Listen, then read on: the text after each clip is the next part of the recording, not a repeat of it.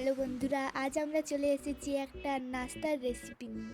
প্রথমে আমি কড়াইয়ের মধ্যে তেল দিয়ে দিলাম ও তেলের মধ্যে কুচনো পেঁয়াজ দিয়ে দেবো ও কাঁচা লঙ্কা দিয়ে দেবো আর দিয়ে দেবো কুচি করে রাখা টমেটো কাটা দিয়ে ভালোভাবে নাড়াচাড়া করে ভেজে নেবো।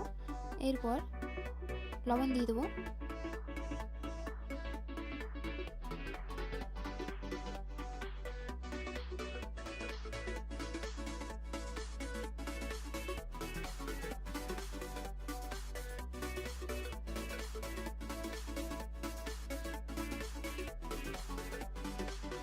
এরপর ওইগুলি এক সাইডে করে আবার একটু তেল ঢেলে দেবো আর দিয়ে দেবো ভেঙে রাখা ডিম ও দিয়ে ভালোভাবে সবগুলি মিক্স করে নেব।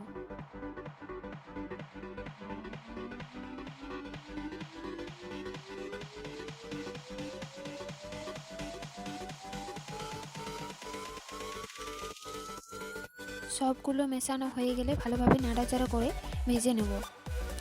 এরপর দিয়ে দেবো সিদ্ধ করে রাখা আলু। সবগুলো ভালোভাবে ভাজা হয়ে গেছে। এরপর দিয়ে দেবো গুঁড়ো হলুদ ও মিক্স মশলা।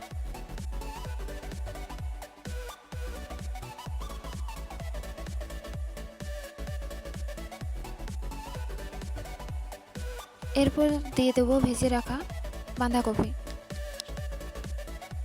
আর দিয়ে দেবো হালকা করে লবণ।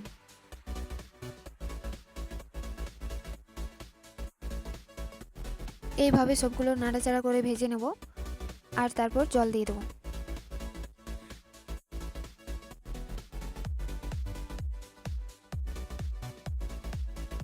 জল শুকিয়ে এলে নামিয়ে নেব।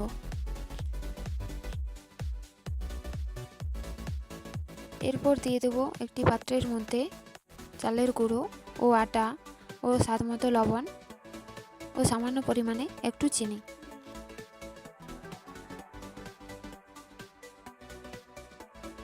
এরপর দিয়ে দেবো কুচি করে রাখা ধনেপাতা ও জল দিয়ে ভালোভাবে মিশিয়ে নেব।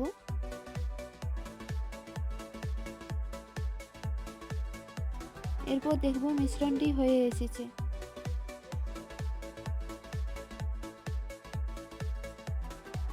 এরপর একটি ফ্রাই প্যান বসিয়ে তার মধ্যে রিফাইন অয়েল দিয়ে দিলাম ও মিশ্রণটি একটু একটু করে দিয়ে